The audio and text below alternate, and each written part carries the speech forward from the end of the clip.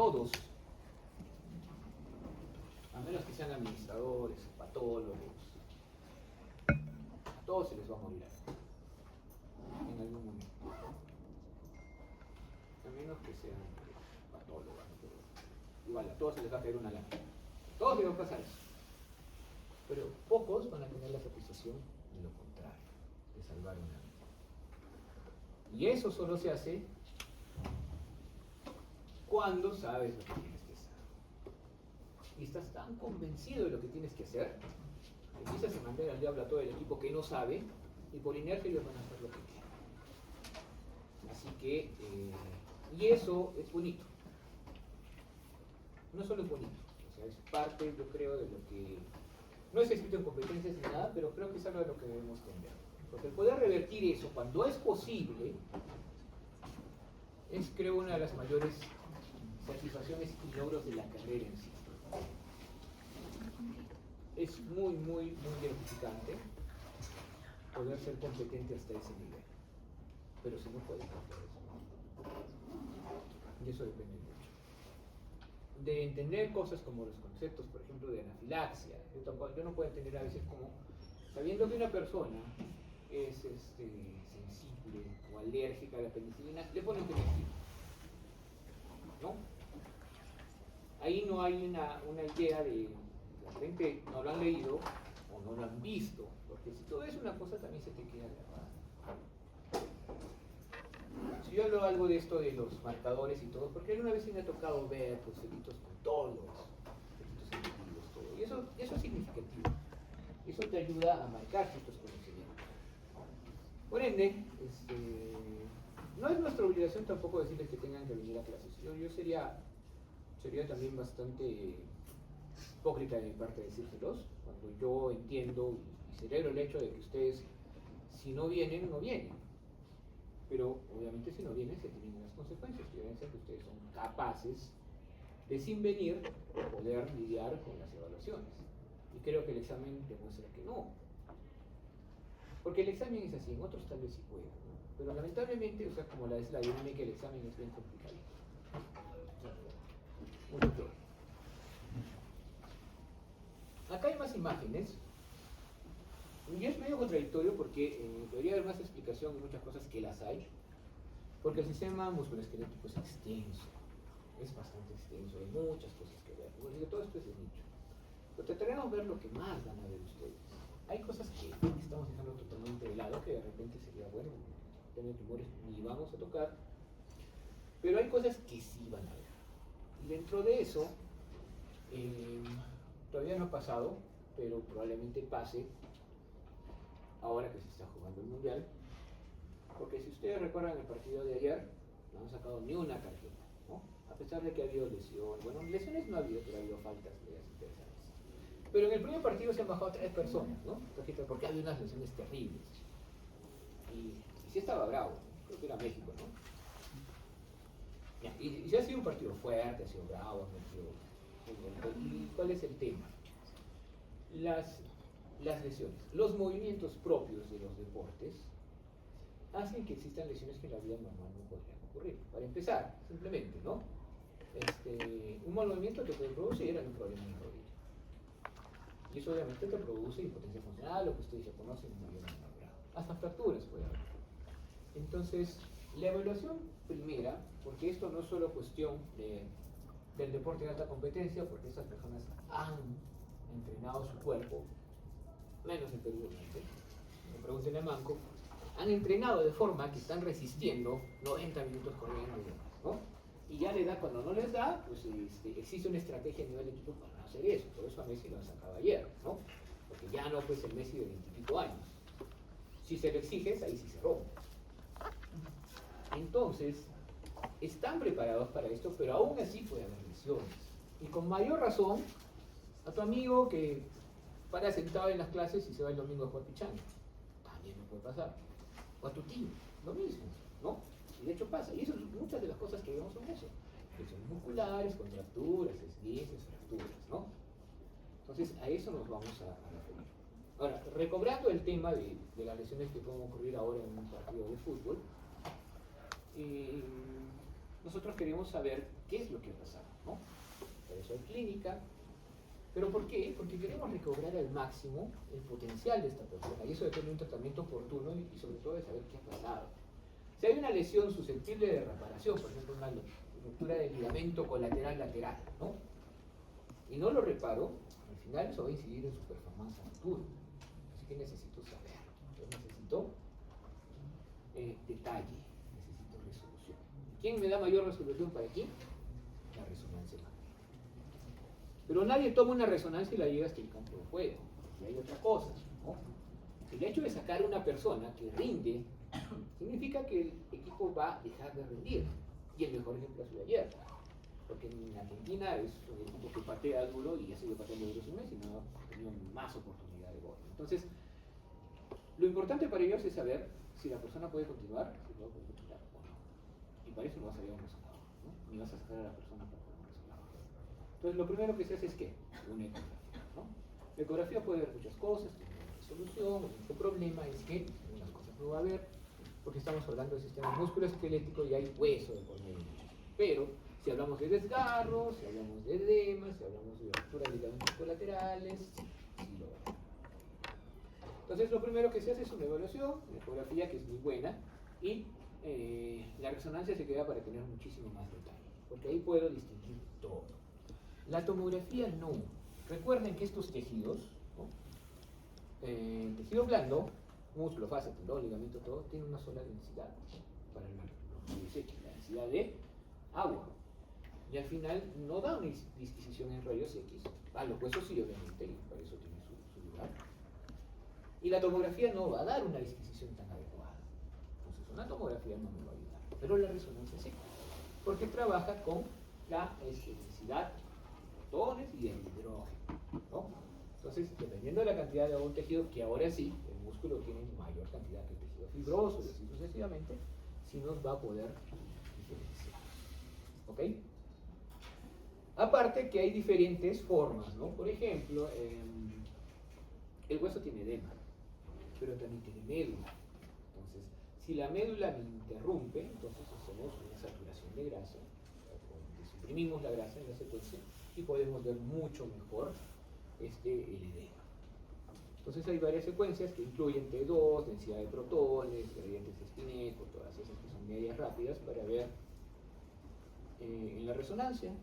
La tomografía pues tiene un valoramiento limitado en ese sentido, pero en algunos casos las fracturas, que es lo que más nos va a ayudar los rayos X por la densidad de hueso que hay, las fracturas pueden ser complicadas y es ahí donde la tomografía tiene un mayor papel. Recordemos eso.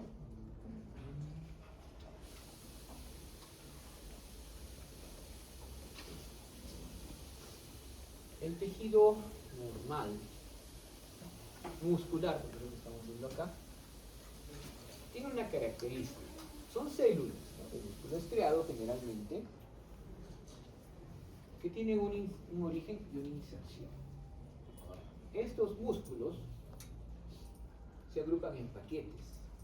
Es por eso que tú, cuando quieres comer tu pancito con pollo, lo puedes deslizar, ¿no? Bajo cierto eje, porque están imbuidos estos músculos en paquetitos, ¿no? Cada célula tiene un endomisio. Cada paquete de células tiene un epinicio y al final existe para todas un epinicio. Y este epinicio básicamente es la aponeurosis del músculo, que es como un paquete para todo, ¿no? Y todo ese tejido al final se concentra en los tendones, tanto de origen como de inserción. Por ende, cuando vemos un músculo, acá hay dos, vamos a ver una zona eco o hipoecogénica. La ecogenicidad no es mucha, y con muchas fibritas hiperecogénicas, que son interfaces de ¿qué? Del tejido fibroso, ¿ya?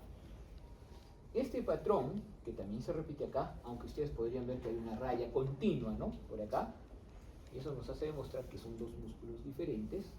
Este patrón se conoce como el patrón de penacho de Clubes, así se conoce, ¿ya? ¿Por qué? Porque se acepta que el tendón también se proyecta hacia dentro del músculo y de ahí nacen los tabiques, el perinecio, el inicio, de forma que parece que hubiera un centro, una disposición como plumas o como hoja, ¿no? Por eso se le llama también patrón perniforme. Y eso es músculo. Así, isoecogénico, homogéneo. La única diferencia, que vamos a ver después, es una cosa que dijimos cuando hablamos de ecografía al inicio, ¿no? Cuando yo tengo los rayos perpendiculares y tengo una estructura perpendicular, así como les decía del fémur, cómo se debe medir, todos los rayos van a regresar. Pero si hay un poquito de inclinación, van a regresar muchos rayos y otros se van a regresar. Por ende, la ecogenicidad se suele disminuir un poquito, ¿no? Eso es una anisotropía, y esa anisotropía se nota mucho cuando hay inclinaciones. No tanto en los músculos, pero sí en los tendones. Porque si estamos diciendo que estas son interfaces, ¿no?, de tejido fibrilar, los tendones básicamente son tejido fibrilar. Por ende, vamos a ver una cosa más así, aunque este no es un tendón. Vamos a ver varias líneas hiperhipogénicas, ¿no?, fácilmente diferenciables. Esa es la estructura de un tendón, pero son hiperecogénicos. Ahorita vamos a ver uno mejor. Y esto es tejido subcutáneo, ¿no? Esto es grasa que es hipoecogénica. Estos son los tabiques de la retinácula cutis, por eso cuando ustedes cortan grasita ven que sea como bolitas, ¿no?, que tiene tabiques también fibrosos. Y esto es hueso. El hueso ya deja sombra posterior y ya no se puede ver más. Ahora, ojo, si yo hago un corte, esto es un corte, digamos, sagital, y por si acaso, por la conformación que tiene estos dos músculos así, esto es músculo, ¿ya? Son dos bastos del cuádriceps. Y si nos proyectamos, pues vamos a estar a la rodilla. Pero si hago una orientación sagital, digo, perpendicular, entonces lo vamos a ver un poco diferente. Ok, vamos a ver acá. Recuerden que siempre la grasa, siempre menos en un T2 potenciado que puede tener un poco de supresión de grasa, la grasa siempre va a ser hiperintensa. ¿Ok? La médula amarilla, por ser grasa, también. El hueso nunca tiene señal, sea la secuencia que sea. Si ven algo con forma de hueso, no es porque esté viendo el hueso, estoy viendo la médula, ¿no? La médula nos está dando eso. Y si tiene un realce, obviamente es cartílago. El músculo siempre va a ser isointenso, pero los tendones tienen una densidad diferente, entonces sí se puede llegar a ver la estructura de los músculos en una respuesta. Esto es un tendón, ¿ok? Así es el tendón. Acá lo vemos, esto se llama troquito, ¿no? Y hacen la corredera bicipital, como estamos viendo acá, y por ahí pasa el tendón de la cabeza larga del bíceps. Hiperecogénico, fibrilar, en un corte axial, y cuando lo pongo lateral, está aquí. ¿Ok? Está aquí, acá nomás. Hiperecogénico, no se notan tantas las fibras, vamos a ver otro, pero de un grosor relativamente corto. ¿Ok? Noten la diferencia de este tendón, porque todo esto es el tendón, y en el anterior lo vimos empinado. ¿Qué ha pasado? Se ha engrosado. ¿Por qué? Obviamente por edema, está inflamado. Y miren, el tendón llega hasta acá, miren, esto es bursa, todo esto es el patrón del músculo, este es el deltoides. Todo esto es el tendón, es un tendón heterogéneo, ¿no?, que pierde ese aspecto fibrilar y que está engrosado, es una tendinopatía. ¿Ok? La diferencia con el otro tendón es bastante notoria. Y este patrón, y eso también iba, miren este patrón, acá están las líneas, ¿no?, del inicio del músculo que está acá, pero cuando lo corto en el otro eje, no se ven líneas, sino se ven como estrellitas. Es por el punto de corte. ¿Ok? Pero generalmente, si les pregunto sobre algún músculo, les voy a preguntar en este corte, para evitarnos problemas. Ahora, este tendón se nota más o menos bien. Sí está un poco más aplanado, ¿no? Parece estar inflamado. Pero miren lo que está alrededor. La mayor parte de tendones, sobre todo los que son deslizantes, tienen una vaina, ¿no? Una vaina así, ¿no? En la cabeza del bíceps, en la larga que se desliza. Por ejemplo, los tendores de los extensores, de los flexores, ¿no? Que tienen un retináculo especial, también tienen vainas, aparte del retináculo. Y esto es la vaina solo que está inflamada. Porque en el anterior también lo vimos y era una zonita así nada más. Entonces, no solo hay acá una tendinopatía, sino también una sinovitis. Esto es una tenosinovitis. ¿Ok? Y lo vemos en longitudinal y estamos viendo cómo está la vaina sinovial de engrosada. Estamos viendo aquí cómo está el tendón, que no está tan mal porque todavía conserva su estructura fibrilar. Y se puede ver también en resonancia. Entonces, miren que el músculo se hizo intenso en sus diferentes fases, porque este es un T2, flare incluso, y este es más una densidad protónica. Y aquí vemos el líquido hiperintenso, ¿no?, de la vaina sinovial alrededor del tendón, que es intenso. Como el cartílago también, ¿no? Y ahí está simplemente la médula del hueso.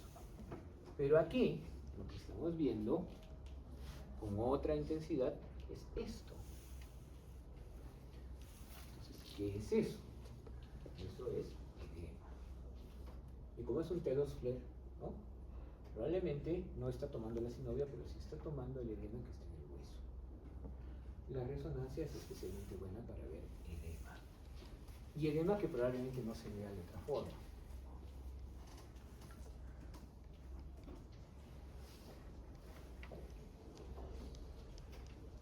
Los rayos X no sirven para ver edema, pero sí para ver interrupciones de la cortical, por la gran diferencia de densidades que hay entre el tejido circundante, sea el que sea, y el mismo hueso, ¿no? Ustedes saben que la fractura es una interrupción del trazo, dan una triada de dolor, impotencia funcional, puede haber aumento de volumen, puede haber calor también, ¿no? Pero sobre todo la impotencia funcional, que es bastante marcada. Pero hay muchos casos en los cuales no existe una diferencia, un esguince leve, ¿no? No puedo caminar y después ya estás caminando, ¿no? Pero un esguince con ruptura de los ligamentos, por ejemplo, el retináculo, el extensor del pie, es indistinguible de algún tipo de fractura porque la impotencia funcional y el edema y todo es bastante grande. Entonces ahí entra mucho la idea de hacer como evaluación una radiografía para esto, ¿no? Y la fractura se clasifican de muchas formas. La primera es que hay una fractura cerrada y una fractura expuesta, ¿no? Si la fractura es expuesta, qué mejor, ya sabemos que es una fractura porque eso no admite nada, pero qué peor para el paciente porque es muy probable que tenga infecciones y demás, ¿no? Hasta puede haber perforado algún vaso. Si el trazo de fractura, miren aquí, bueno, anatomía necesitan saber dónde estamos. ¿Qué región se llama esta?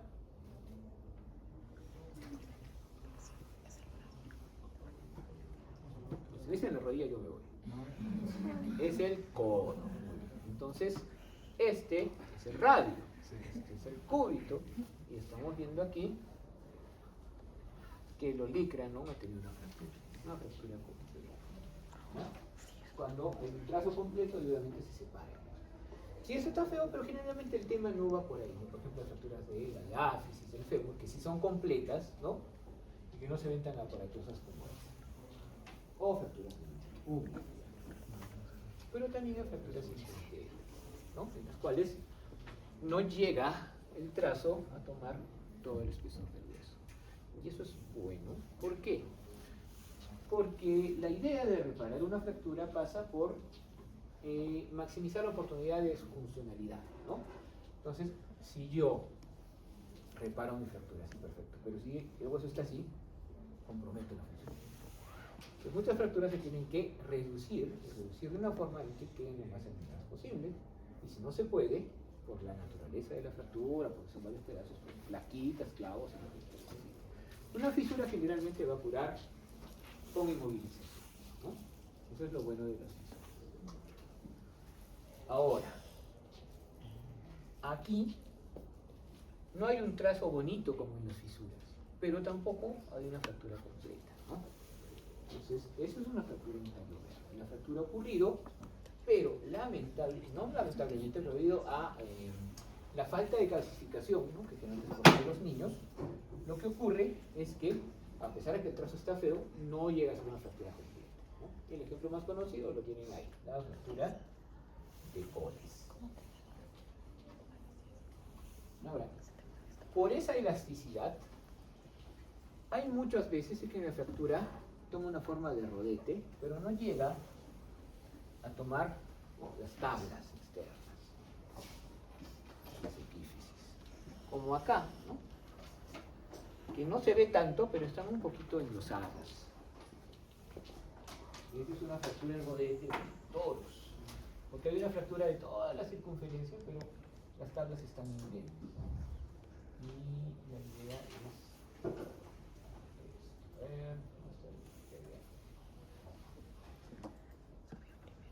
entonces la idea es esa, ¿ven? Se nota que hay un trazo, se nota que hay una diferencia de densidad, pero están indemnes las tablas. ¿Qué es una fractura así?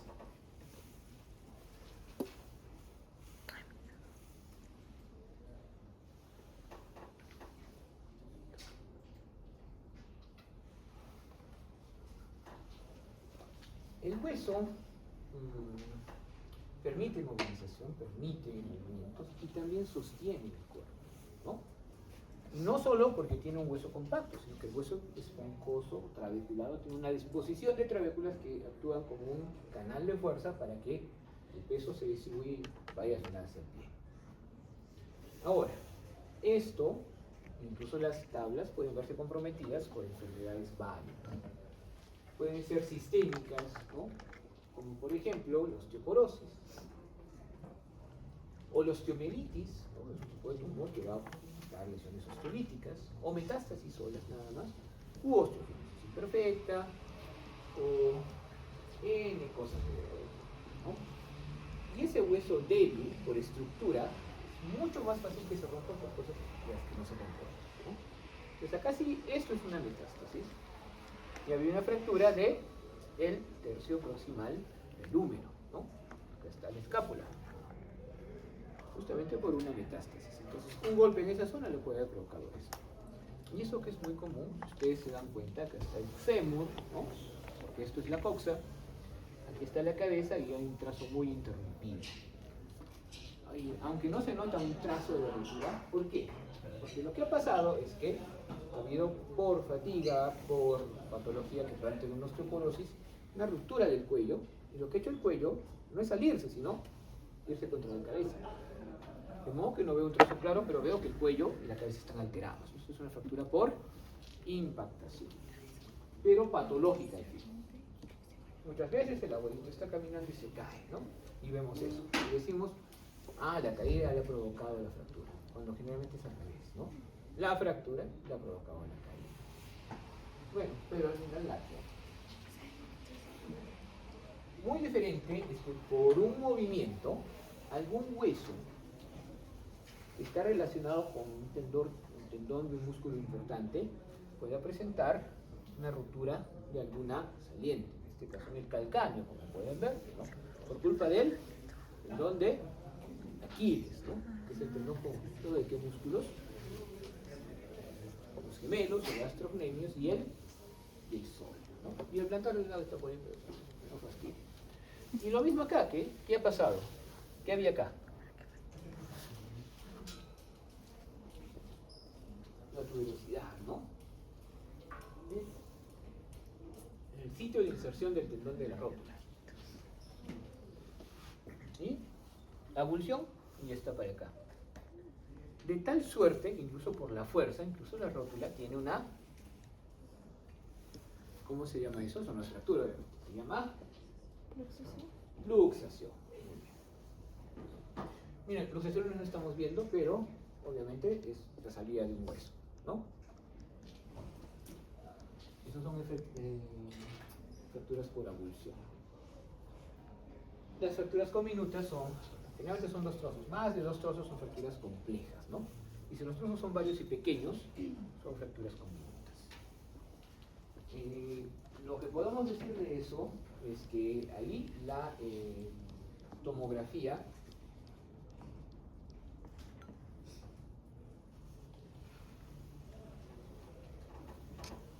es el método de elección, porque si ustedes ven esto contra esto, la idea de cómo ha sido la fractura solo es evidente en la tomografía, ¿no? Y obviamente en una ventana ósea. Eso es normal porque hay una superposición en esta zona. Las fracturas conminutas generalmente se tienen que tratar con una cirugía, ¿no? Así que en ese caso la tomografía es muy, muy importante. Sea el caso que fuese, ¿no? En este caso, por un accidente de tránsito tal vez, lo que estamos viendo es fractura de temporal, de las ramas, ¿no? Del cigomático, del maxilar y todo, ¿no? Como ven, ahí es muy importante la tomografía para varias cosas. Por ejemplo, acá, aparte de la persinada que tiene que haber, lo que se puede hacer es tomar un molde, ¿no? Porque ¿qué se hace, no? Se pone material de osteosíntesis, hasta que a veces se rechaza, pero se pone, si no se rechaza normal, ¿no? Porque es titanio, igual debería no ser rechazado. Se pone de la mejor forma posible, pero en todo caso, siempre es bueno tener ese modelo 3D para planear cómo se va a poner ese material. La fractura por impactación, que ya vimos, la podemos ver un poquito mejor. La idea de la fractura en la tomografía, miren como entrado, ¿no? El cuello dentro de la cabeza del fémur, generalmente es en esa zona. Y vamos con otra cosa, la fractura suficiente. Este patrón del penacho, de plumas, ¿no? Se puede interrumpir, obviamente por desgarros o por sangrado de hematomas, o los dos. Cuando hay un desgarro y una interrupción, se pierde la ecogenicidad porque hay edema y puede haber incluso líquido hematogenco franco, ¿no? Entonces acá estamos viendo justamente un desgarro, se ha perdido el patrón del penacho, ecogénico, y lo mismo por aquí. Puede ser mucho más evidente, puede haber líquido, pero la idea quiero que se lleve la interrupción del patrón, ¿ok? Y la hipoecogenicidad. Y eso tiene que ver con... Ahora, esta es la idea de un tendón, y que el tendón todavía tiene una especie de centro por el cual se están prolongando el perimisio y el epimicio, ¿no? Es decir, un patrón como el penacho. Por eso, generalmente, tanto los desgarros como simplemente las elongaciones, ¿no? del músculo van a producir un edema, y este edema, si es que no hay desgarros ni nada, en la ecografía probablemente no se vea mucho, pero sí se va a poder ver en la resonancia, porque la resonancia es muy exquisita para todo esto. Y hay dos patrones, uno que está alrededor, ¿no? de ese centro miotendinoso, y un patrón que estaría, que está en este caso, porque este es el vasto anterior del cuádriceps, ¿no? Tiene esta conformación de penacho, por eso solo está acá. Pero en este caso ha ido alrededor del músculo, ¿no? Alrededor de su epimicio, alrededor de su poneurosis. Entonces tenemos un patrón miotendinoso, un patrón epimicial, para ver los edemas del músculo, que a veces no hay desgarro, como les digo, solo hay una elongación, y puede haber, que obviamente va a interrumpir el funcionamiento normal,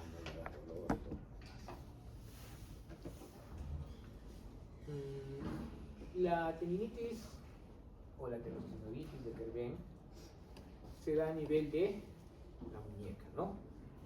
Aquí creo que está bastante claro que el tendón está aumentado de tamaño y la sinovia también, ¿no? Comparándole con el tendón contralateral.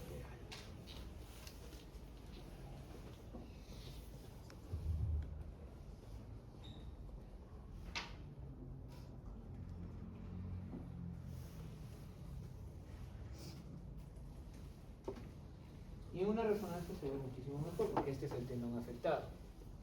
Compárenlo con los otros tendones. Como estamos a nivel de muñeca, tenemos dos retináculos, ¿no? El flexor y el extensor, que está en esta zona. Esto es líquido.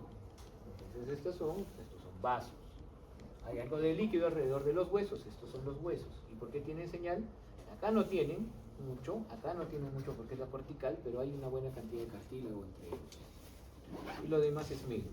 Y todo esto es retináculo flexor, estos son tendones, y esta partecita de acá es el nervio mediano. ¿Ok? Entonces, miren cómo se inflama un tendón que en este caso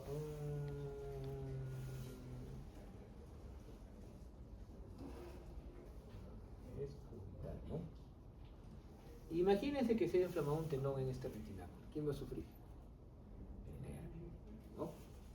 Entonces, por esta característica anatómica que también se impone el carpo, ¿no?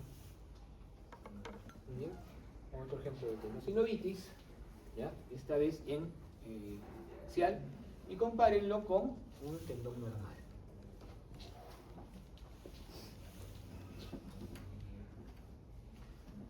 La artritis reumatoide es una enfermedad muy cercana a nosotros, se van a ver, se trata de enfermedad de debilitación, es mejor que la vea el reumatólogo porque existen fármacos que la mejoran mucho, pero mejor sería que la vea el reumatólogo por eso.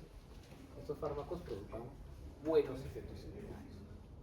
Aún así, sí se va a ver en primer nivel de atención, pero hay muchos criterios clínicos para ello, ¿no? Desde los síntomas del paciente, la rigidez matutina, pasando también por laboratorio, que también debe estar presente, y bueno, no define, pero sí ayuda en encontrar signos, ¿no? Y lo bueno es que estos signos son tempranos. Este es temprano. ¿Qué es? ¿No? La disminución de la densidad ósea, la osteopenia, alrededor de las articulaciones, ¿no? Que se suele asociar con qué? Con sinovitis, ¿no? Con inflamación de las articulaciones, y ahí baja la densidad. Entonces, esto apoya la idea, con todo lo que les digo, porque si vemos esto, donde hay subluxación, cambios, artrosis, los dedos, ¿no? La determinación de los dedos en cuello y todo lo demás, aquí ya el diagnóstico está servido. Pero como les digo, hay que tener en cuenta todos los demás criterios, porque la idea no es verlo ahí, sino verlo al inicio. Y ahí, bueno, uno de los criterios que ayudan es justamente los que ven. La rodilla. La rodilla es especialmente buena en valorarla por resonancia.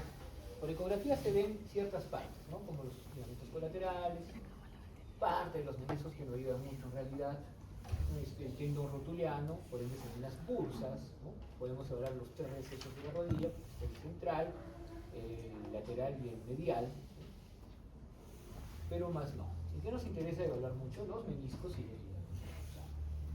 Por eso, la resonancia, como pueden ver, es importante. Y antes de ver esto, vamos a ver.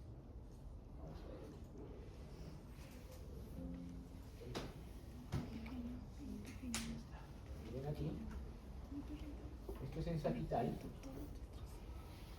una densidad de protones, y podemos ver la médula de los huesos. Este es el fémur, ¿no? Este es. Yo voy moviendo y en algún momento que pues este ácido. Miren que trae otro huesito acá abajo. Por ende estoy en la zona lateral, ¿no? Y ahora voy a la zona. Ahora estoy viendo la zona medial. Al centro, mejor dicho. Y ahí está la rótula. Y voy al otro lado y vamos a ver la zona medial. ¿Por qué hago esto? Para que veamos primero que de la zona interna de la parte lateral, estamos en parte lateral, ¿no? De la zona interna de la parte lateral está saliendo el ligamento cruzado anterior, ¿no? Y se inserta medial a la espina. Ahí está. Otra cosa más, este ligamento, en esta inserción, se abre, como pueden ver, ¿no? Como una vena. Pero por eso se ve la zona anterior. En cambio, el otro que nace de la zona medial, inserta la zona posterior, ahí está. ¿Sí? Ligamento cruzado posterior. Esto es el hueso, es cartílago. Si nosotros vamos un poquito por acá, vamos a ver esto que acaba de ver negrito, ¿sí? Es un menisco medial. Esto que vamos a ver por el otro lado, que estamos viendo al otro, es el menisco igual. ¿Okay? Menisco lateral. Estamos viendo aquí el peroné, menisco lateral. Entonces, si vemos la rodilla, vemos la rodilla acá, esto es el tendón del cuádriceps, ¿no? Y este es el tendón rotuliano. Ojo, aquí está la bursa, la bursa. Ahora, otra cosa que podemos ver acá. Busquemos primero, ahí está el peroné, entonces esto es lateral. Miren, vamos por atrás y vamos a ver cómo sale de acá el ligamento anterior. Y lo otro que quiero que vean es justamente los meniscos, acá hay uno, acá hay otro. Los ligamentos colaterales están acá. Y dado que este es lateral, si se dan cuenta que hay una zona que viene desde arriba, la isquiotibial. Todo eso se puede evaluar porque la isquiotibial se puede matizar, los ligamentos colaterales se pueden romper y todo, y los ligamentos cruzados y los meniscos. La conclusión es que la resonancia, a grandes rasgos, es muy buena para evaluar eso. Pero no les vamos a pedir que evalúen todo, pero hay una cosita que miren acá. Acá.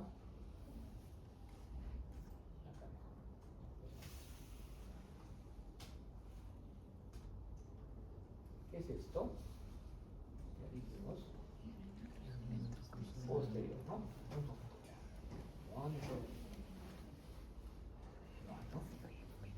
Porque hay una ruptura del ligamento cruzado anterior.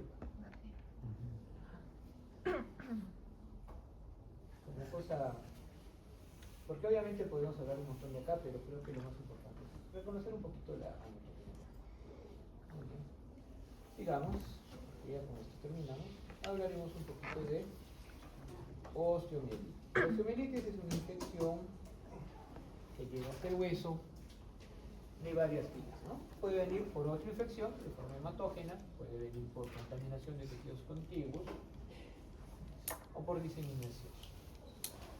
De esta forma tenemos, en primer lugar, si es por tejidos contiguos, tenemos acá una zona hipoecogénica, aquí también, que lo que hace es erosionar la apical y por ahí se va a contagiar el hueso. Esa zona se relaciona acá. Y es por eso que en esta zona donde está la manito hay una pérdida de la tabla externa por la erosión del hueso. La van a tener que ver en la casa, pero acá está. Y pues, obviamente es una puerta de entrada para que el hueso, o sea, al mismo hueso, ¿qué infección le va a venir? Solo calcio, bueno, hidroxiapatita cálcica, pero ahí no está la médula, ¿no? Y ahí empieza a proliferar, y hay periósteo también, periósteo más, etc. Ahí tiene todo un problema porque es una infección difícil de tratar, ¿no? ¿Qué otra cosa nos puede pasar? Puede llegar más hasta la médula y condicionar la producción de embolias. Un poco estirado, pero podría ser. El principal problema es que es una infección muy difícil de tratar, ¿no? Y muchas veces se localiza nada más la infección con la subsecuente esclerosis del hueso, que es lo que podemos ver acá, y esto se conoce como un absceso de Brody. Y uno dice, bueno, es un absceso, está localizado y todo, pero no es así, porque si ustedes ven una resonancia en el absceso de Brody, van a ver esto, y esto se llama edema. Es un edema de hueso terrible, que condiciona que inflamación, permeabilidad, la posibilidad de que este absceso, a pesar de que esté encapsulado por toda esta zona más permeable, pueda ir a otros lados o se extienda, etc., ¿no? Entonces, acá está hiperintensa la médula y este el edema, al revés, ¿no? Es muy intensa y el líquido es patológico, está un poco más claro. Y lo mismo aquí. Entonces, la resonancia podría ser útil porque a veces hay quistes óseos, ¿no? Si tenemos alguna duda, eso podríamos evidenciar la falta de edema y eso nos daría una buena idea de si esto es un absceso de problema. Muy aparte de la clínica que obviamente debe de existir, ¿no? Listo. ¿Ok? Y con eso termina. Muy bien, chicos, eso es lo que vamos a ver en la siguiente clase, ¿ya? La siguiente clase hacemos neuro y hacemos cabeza y cuello. Lo hacemos para terminar todo y poder tomar una actividad como lo que quedan en la última clase.